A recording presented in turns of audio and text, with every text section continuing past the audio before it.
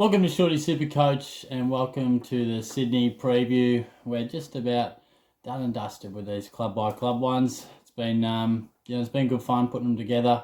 If you're interested to see what I've sort of done on other clubs, of course you can more than welcome to have a look back.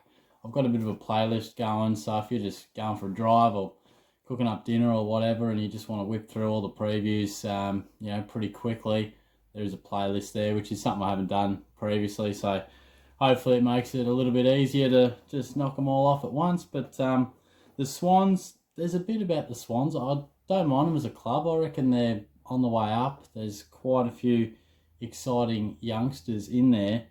The lock, well, it's got to be Jake Lloyd. He's just done it time and time again. His last 3 years have been amazing. He just finds the ball so easy and hits up targets all day long. If I can just say one thing, he's definitely overpriced. I feel as if the 122 average was certainly inflated, and I still feel like he's a superstar, but I see his average more around that 108 to 112 mark. If I'm looking at it realistically, I think last year was one out of the box for whatever reason. So maybe just take that into consideration. Maybe you could possibly save some coin elsewhere and still get a fantastic result, like Lockie Whitfield, for example. But I feel like a lot of people are just locking him away and just get him. You don't have to worry about picking him up throughout the year, and that's fair enough too. The risk is Isaac Heaney. Now, I would have had him right in that sort of window of selecting him if it wasn't for what is an injury that continues to haunt him. He's really struggling to get back, and he looks like he's a good chance for round one, should play, but, hasn't had an ideal preparation. So how much does that affect him? And there is a fair bit of talk about him still playing in the forward line, which, look, I can't imagine why. You've got Franklin, you've got McDonald there. There's some other types that they can use when they're all fit. So I think now's the time to put Heaney into the middle. Whether they do it or not, we'll see. Whether he's fully fit, we'll see. I think in a perfect world, we would have seen Heaney smash the pre-season and be fit and firing, and all stars aligned for him to finally move into the midfield. Not sure. We'll just have to wait and see. Might get to a pracky game. You don't know.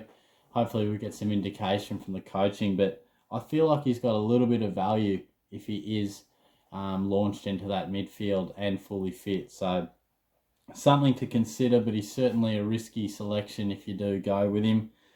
Breakout contender.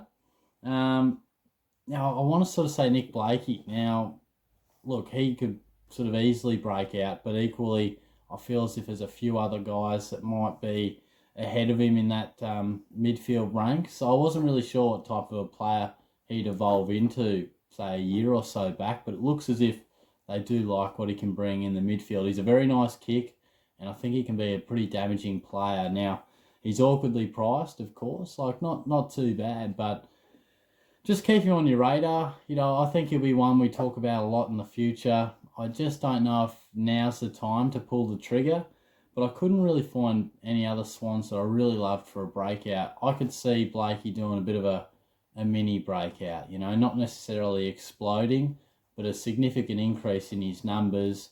He'll certainly be on the upward trend, but I'm not sure if he's right and ready to go to just stamp himself on the competition and be an absolute star.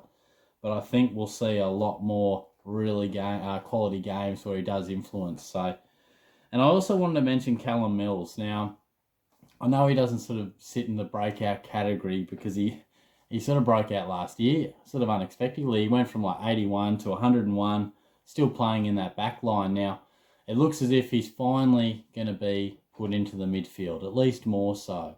And that's just music to my ears because I reckon he's a gun. I think he belongs in the midfield. There's some older players in that Sydney midfield that are surely now passing the baton onto the likes of Mills, and I would have thought Heaney and Blakey and Florent, and there's a few other guys in there too that they've recently drafted. So, there's a serious chance if he plays midfield that 100, 101 average is perhaps, easily attainable. And it does give him scope to go up to sort of 105, 106 if he does, be a genuine midfielder. Because remember the hype that surrounded him as a mid when he was a youngster, he was just one of the most talented players in the land. And he's plied his trade as a backman, intercepting, creating play. If he is unleashed and unshackled in the middle, there is a chance he could boost that average. You know, it might only be by 3 or 4 points. It could be by 6. Who knows? But if I do get an indication that he's playing midfield and genuinely being there, not just, you know, here or there, because his centre bounce attendance, he had like 3 games last year where it was more than 30-40%. The rest, it was barely nothing, and quite a number was 0. So he hasn't really had much exposure there. If I get the indication that he's going to, I reckon I'm probably going to pick him, to be honest. I really like Whitfield. I really like Williams. I really like Caleb Daniel, but, you know, I could part ways with him. I love him, but he's so consistent that I don't think he's going to be unattainable in terms of a price point. And you always preference a guy in the midfield. You just always do. So if Mills is in the middle, they're about the same price. And I'd love to get my hands on Laird as well. That's sort of, I'm trying to bring him in, because if it looks like he's going to play midfield too. So always try and shove as many midfielders into that side as you can. It's always what we try and do. And no chance for my side. No one really stood out as in terms of someone that I really wanted to say be careful of. But Luke Parker, and I don't think anyone's going to pick him anyway. He's been fantastic for a long time.